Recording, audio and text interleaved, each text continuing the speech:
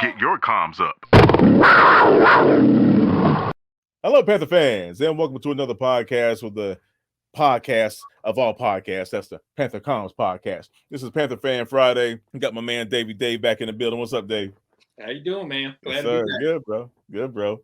And on Panther Fan Fridays, we kind of give you a segue into the upcoming game of the weekend. Of course, this weekend, this Sunday, is going to be Giants and our Carolina Panthers. And we know the Giants played Tennessee last week, and Tennessee has a decent defense. And if you watch the game, did you watch the game, Dave? I caught a little bit of it on the way home after the game. You know, I went to the game last week. I saw a little bit of it. I saw enough to see what Saquon was doing at the end. Yeah, looked like the Saquon Barkley of old, man. He was making things happen, and man, what a ballsy move to go for two right at the end for the win and to get it. Listening to the New York Giants fans and some of their podcasts and stuff this week, man, they are riding high. You know, they were coming in with low expectations this year, and after that, last year over Tennessee, who was the number one seed last year, they made them look like a high school team, man. They were beating up on them towards the end of the game. Yes, sir. Yes, sir. Yeah. It's amazing what can happen when you run the football, Dave. Yeah. Well, I mean, I'm telling you, man. They started off kind of slow, just like we did. You know, their offense took a while to get going. A lot of the damage happened towards the end. That's when Saquon really started to take over. You know, they're in a very similar position to us, man. I mean, it's almost like a mirror of two teams. You know, we both came in with low expectations on the year. We both have a dynamic top 5, maybe top 3 running back that's coming off of an injury. It's a toss-up, man. This is going to be a tough game to call. There are a lot of X factors on both sides, and you know, I'm interested to see because we didn't use McCaffrey at all last week, man. What, we run him for 33 yards? His longest yard was when he picked up that fumble and took off running with it, which was that one considered a rush. that was a recovered fumble. Yeah. It was almost, I don't know. I was in the game. It looked like they almost drew it up like that, the way the Baker held that thing up like that on the ground for him to snatch up, you know, almost like he's, take it, almost like he's holding the kick. I was like, that's a hell of a play, man. Maybe you ought to stash that one away for later. But no, I don't know. I don't know why we didn't use McCaffrey much, man. I know we were trying to do a lot of short, quick hit passing, stuff like that Ben McAdoo is known for. Which isn't really Baker's thing. So I feel like maybe that's the reason it took him a while to get going. You know, Baker held on to the ball almost more than anybody in the league last year. And, man, that ball was out of there in a heartbeat. And I think I don't have the numbers on me, but the time that he was able to get the ball out was like top 3 this week. Wow. So, once he got going, once he got rid of the jitters and everything, I think Baker looked really good. But that first half was rough, man. And I've never week one been like, oh my God. It was terrible. It looked like a continuation of the end of last year, to where you're like, wow, we got, 16 more games of this, but we came out, Luckily, we have a different, coaching staff, and the assistant coaches, coordinators. I think their ability to adjust will come into play a lot better than what we've seen the previous 2 seasons. Especially with the offense. Yeah, this is the first time I've actually seen some halftime adjustments. I've seen those guys. It was obvious. I've seen those guys script up, 1, 2, 3 really good drives for the beginning of the game, just to falter out and not make any adjustments after halftime. And this week it was the opposite. We started off, we were faltering, we couldn't get anything going, and it's almost like the Browns knew exactly what was coming. They called our bluff on the Ben McAdoo offense. They knew it was going to be lots of short passes and stuff like that, and they jumped all over it. They kept us quiet, but our coaching staff, we got some professionals this year, and they schemed some things up on the offensive side of the ball, got us going. That one long pass to Robbie Anderson, they said they went into that looking for a certain look from the defense, and when they got it, Baker knew he was going to have Robbie streaking wide open, and thank God this year we have a quarterback that can make that throw. Yes, without hesitation. Yeah, I mean, moving to his left, throwing back right, basically. yeah, Right. yeah. But, I mean that's a big time throw. Bro. It's not even. There were passes that I saw, over the last couple of years, guys, we kind of have to slow up to kind of let the ball catch up to him and all that. Man, that thing is on the money, man. Hit him in stride, and man, the amount of energy that brought back into a hot, humid, dead Bank of America stadium. It was great, man, and it was good to finally get people excited. Banging on those seats again, and it kind of got us going, man.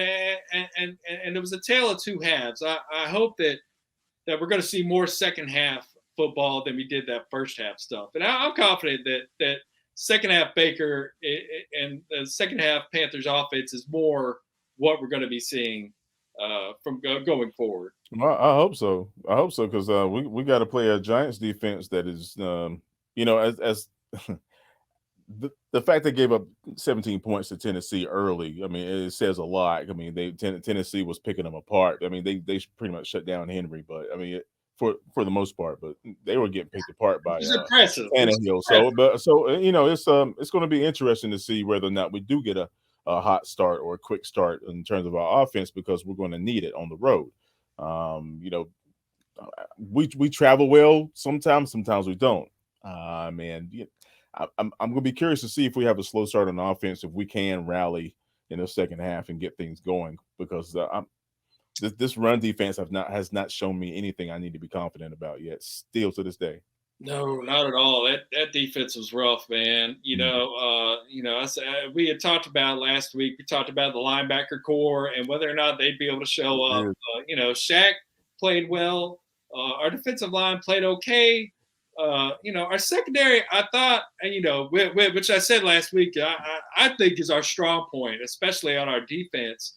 Right. It looked all right. CJ Henderson looked pretty good. There was a really bad pass interference call right there that, when Brissett threw that duck up there.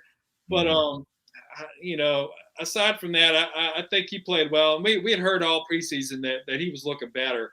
Dante had a decent game.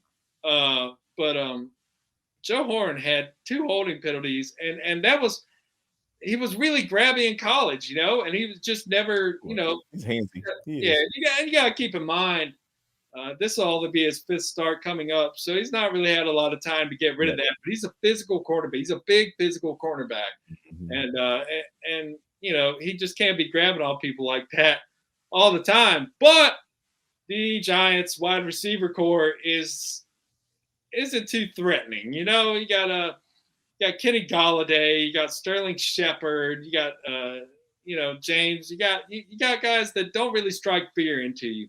So hopefully our secondary will be able to match up really well with them this week. Although last week Donovan Peoples-Jones, man, that guy can catch a ball going to the ground.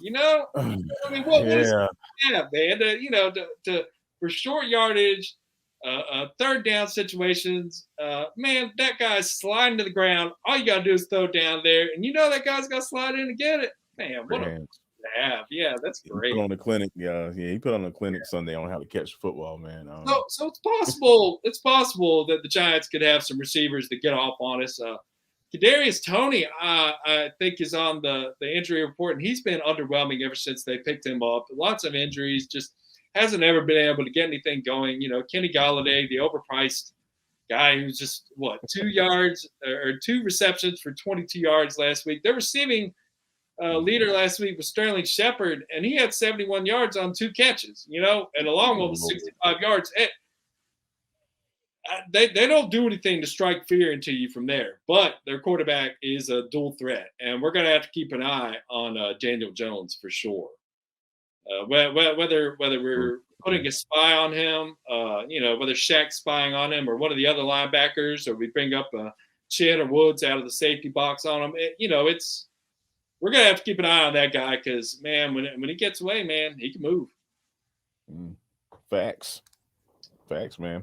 I mean, it's the NFL, folks. I mean, you let a receiver get on top of you, and you're probably gonna get screwed. So we need to play with some type of intelligence. And Xavier Woods had a pretty good game last week. He did. He did. He would have had an interception if it wouldn't have been for that Patriots call. But he looked solid. He led us in tackles and everything, which oftentimes safeties do, but a lot of times that means guys are getting back there to him. Exactly. They get into the second level too easily. Just couldn't get a pass rush going, man.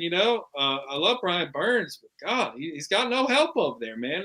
They're going to send a guy to chip him or double team him every game coming off the edge. Somebody's got to keep him honest on the other side, and I just don't see it. Who was it? Harry Anderson, the guy that we picked up? Man, he got a bunch of snaps over there, and he looked okay, but he's nothing threatening.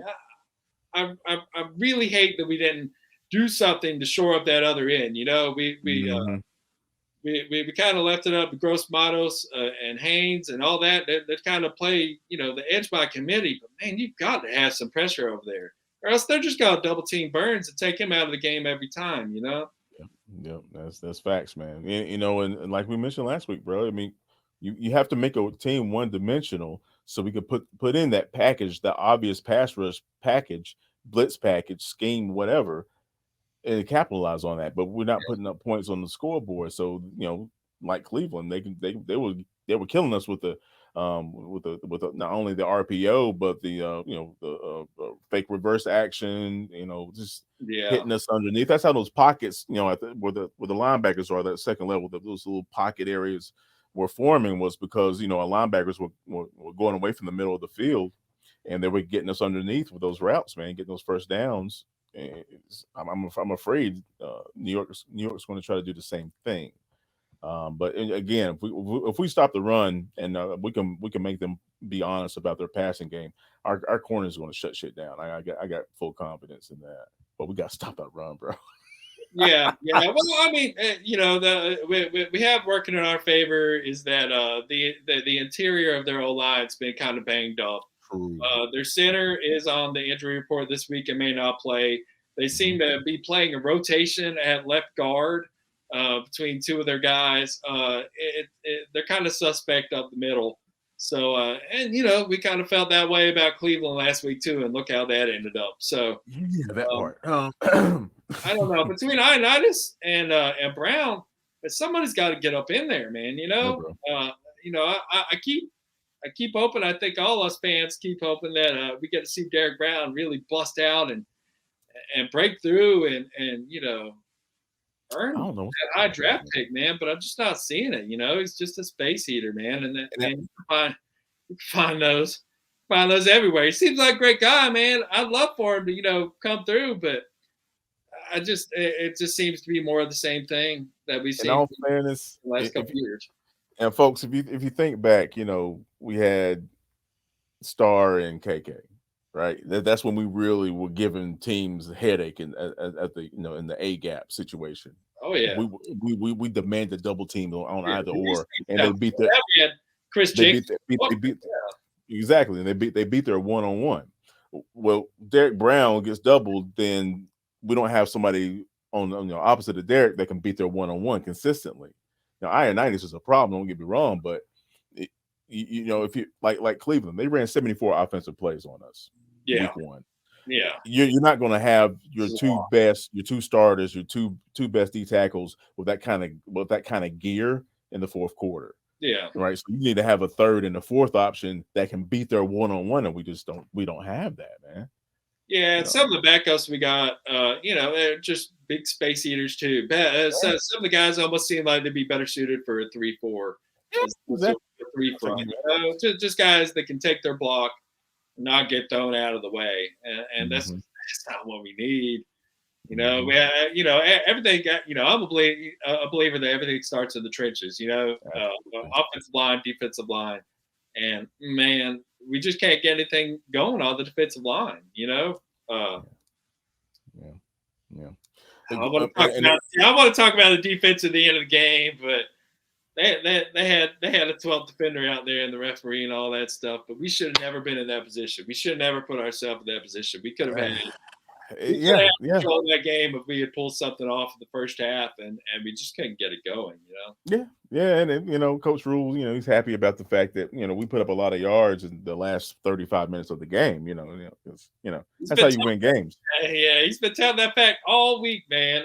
He keeps going back to it. I mean, that's great and all, but nice, Coach. Mm-hmm. What about the beginning? Yeah, it's that third place trophy bullshit. You know what I'm saying?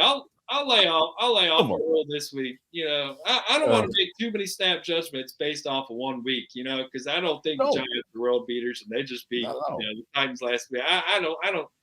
9 times out of 10, it probably doesn't turn out that way. So, we have the team to beat the Giants. We're coming in this game relatively healthy. We had some people set out yesterday, but I mean, we're coming into this game relatively healthy. Yeah, we can beat this team for sure.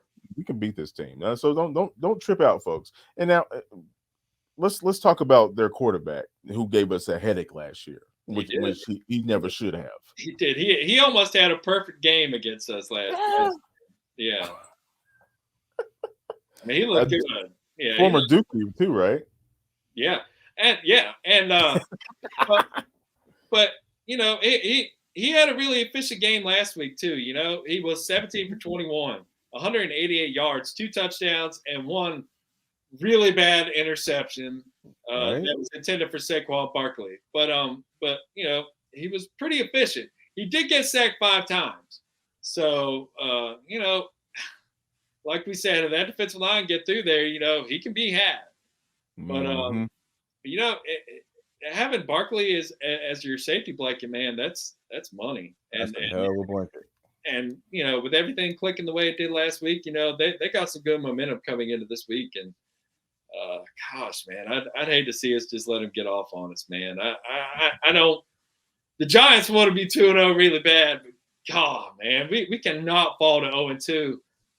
We have an early schedule that's a little bit favorable, but man, as it moves on, we got the Saints next week. We got the Cardinals the week after that. It's not going to get any easier. Nah, and we got to win our divisional games. Yeah, definitely. We got that has to happen. So hopefully we get off the snide, we can get some things going, we can take the momentum we had for the second half this week and move forward. But I don't know. It's Icky had a pretty. We knew Icky was going to have a welcome to the NFL moment. He's going up against arguably the best defensive player in the league last week, and we left him on an island, man. We didn't send people out there to chip or help. He got a couple of chips. Yeah, a little bit, but man, those back-to-back sacks hurt.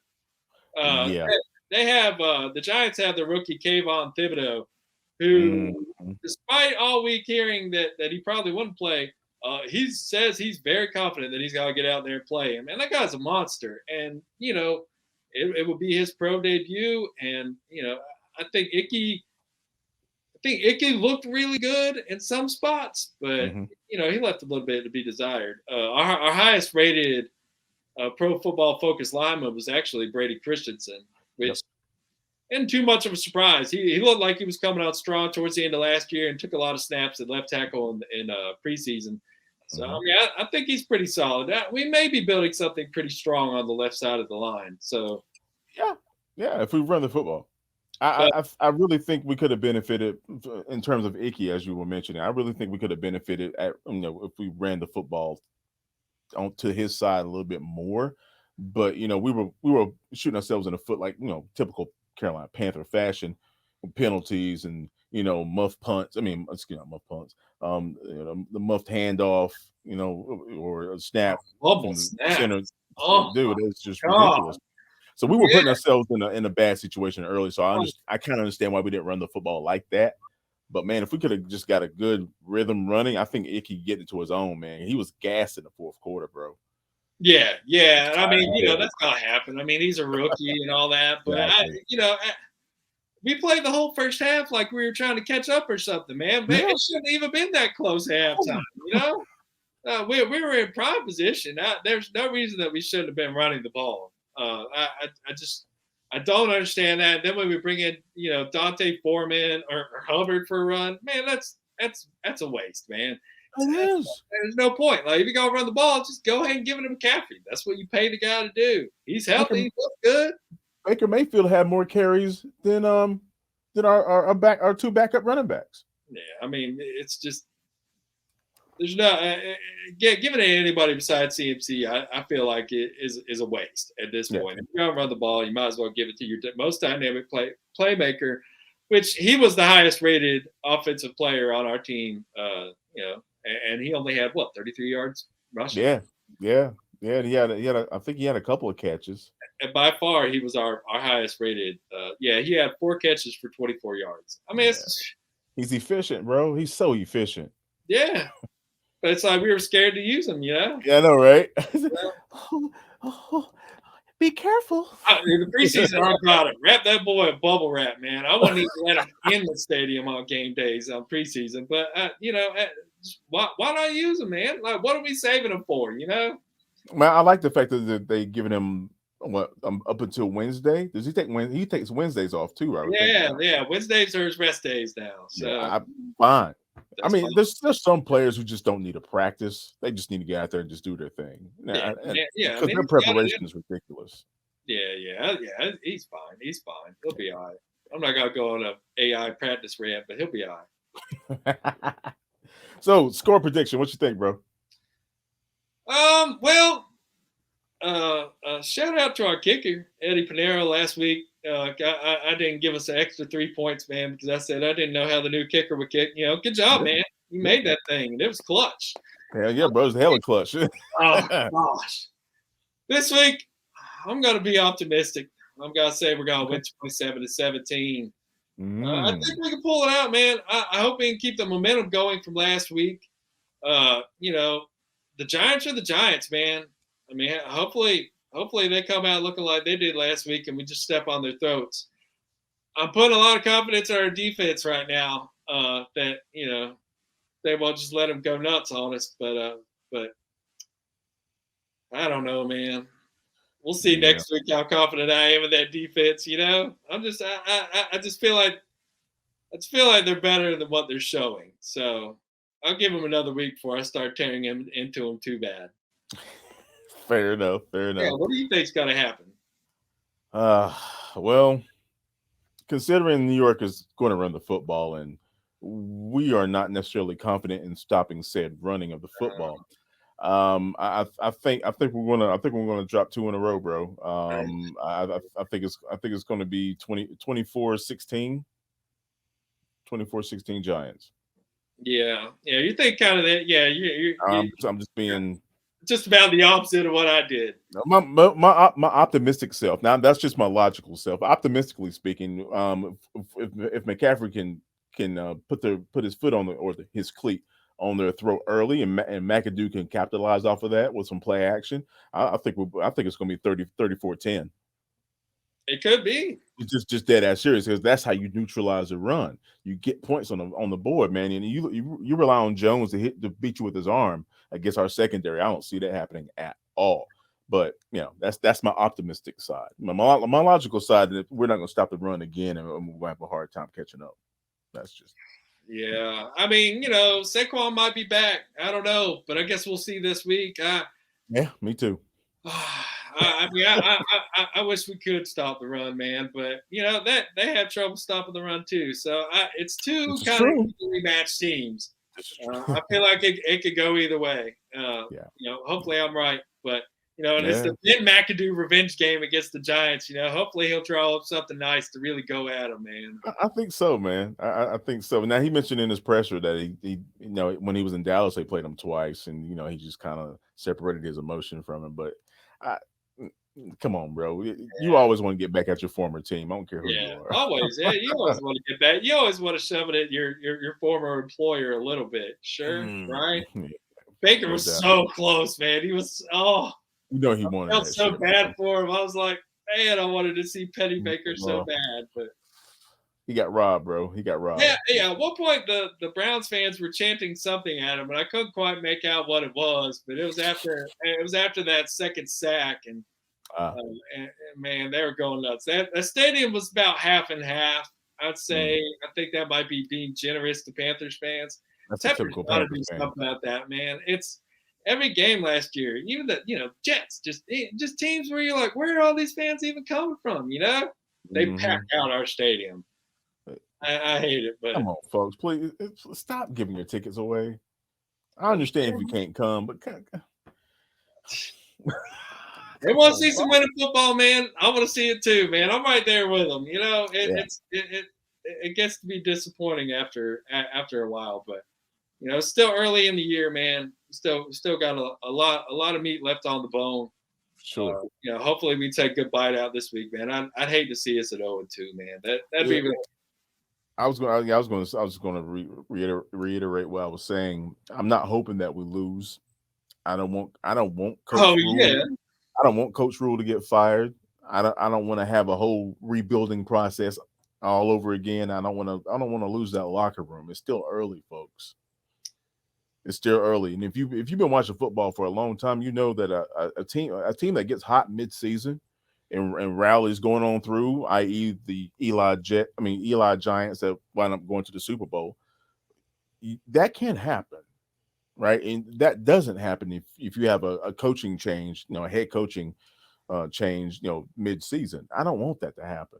I want these guys to be able to win, man, because we don't know how much longer we're going to have McCaffrey. Yeah, a lot of those. We don't know if we're going to be able to re-sign Burns. We don't know. There's a whole lot of things that could happen, especially if we start losing. I don't want that to happen, but. Well, we went through a whole nother miserable offseason with Matt Rule as our coach. So, you never know what David Tepper can do. But, man, I think firing him in the beginning or halfway through the season would just show the dysfunction in this franchise. Yeah, you're right, bro. Like if you have this much faith all offseason in him in his third year, then hang on to him and see what he can do, But, I'm not a huge Rule fan or anything, but, we'll see, man. I don't know. It was just the two halves were so starkly different last week. It's just you don't know what you're going to get, But and I guess we need a couple games to see, what kind of team this is going to be this year. But I got my fingers crossed, man. I'm gonna try to. I'll be on the optimistic side over here, and you can stay over there on the realistic side. I live by the fire. Yeah. Come on, man. I laid out my optimistic vision of this. I got one foot in, one foot out. I'm just, I got to give both sides of the situation here. Yin yang. I like that shit. Yeah, I understand. I mean, last week I was all about show me, just show me, just show me something. They almost did. They did. Man, that was so similar to. I took my son to the Minnesota Vikings game last year, and it was the exact same thing. That where Sam Darnold closed his eyes, threw that deep pass towards midfield to Ian Thomas, and he caught it. And you're like, oh man, but there was way too much time, and they still had Dalvin Cook, and then we went into overtime, and you knew it was over once they won the coin toss. Yeah. I wish our defense could hold up. That's what we're missing, bro. That's the one critical element that we're missing. Yeah, we are. We're missing that punch up front, man. We got it on one side but not the other, and so I guess we got to cross our fingers and hope that Haynes and Gross Matos and Harry Henderson can all figure it out. Well, and in addition to that, if you don't mind, is it schematic? Is it schematic? Because Snow doesn't run a 4-3, and we haven't had a linebacker in the middle of that field that can handle a guard, and just stop that momentum right there dead in the tracks. We haven't had that in a while. No, we haven't. So, do we benefit from having a four down lineman type of situation? I still think you got to do that. I mean, you still have to set that line up front. You still we don't have three good enough guys to set that line in a 3-4 right now, and I definitely don't think we have the linebacker core to fill out the back four. Right. It'd be nice when we played around and had Burns coming off the edge. If we still had somebody nice coming off the other edge, it might work, but I don't know.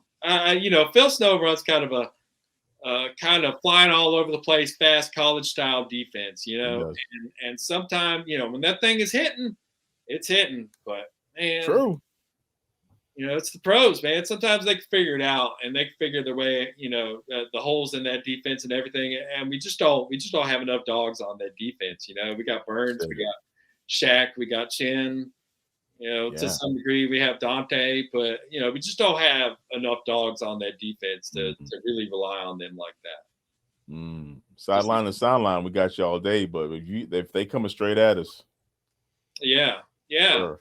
Yeah. So, I mean, until we prove we can stop the run, I don't see why every team wouldn't just run it right up the middle on us. That's what I would do, Straight up. Well, glaring holes, man. I guess you feel one at a time. I felt like years, we had a glaring hole left tackle. We finally filled that. So, maybe we could pull it together on the defensive line. I think it would have been hard to re-sign Reddick, and that would have been a lot of money, and we would have had to move a lot of pieces around to make it happen. God, I miss him.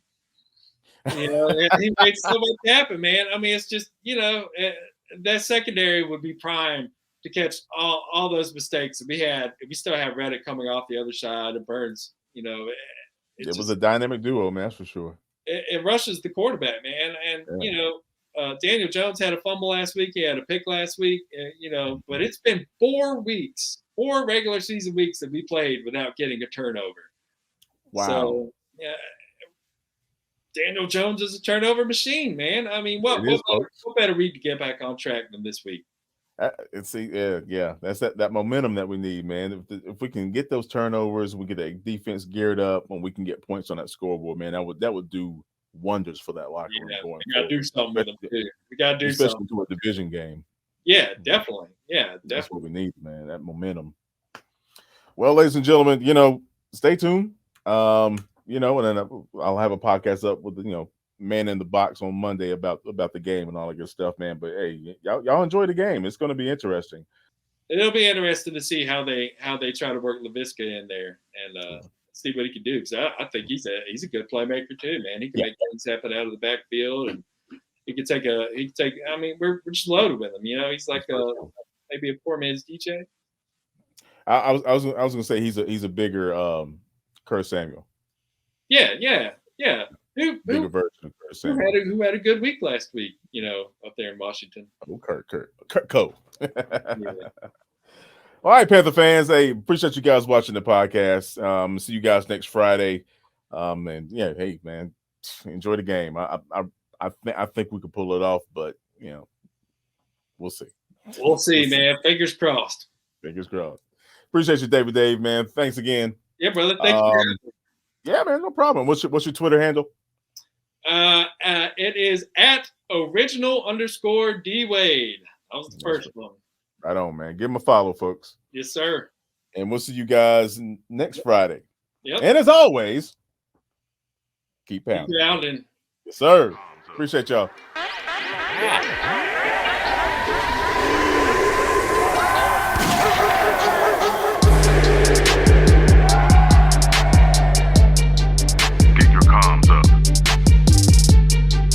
The Panther Comms Podcast with Timmy VO.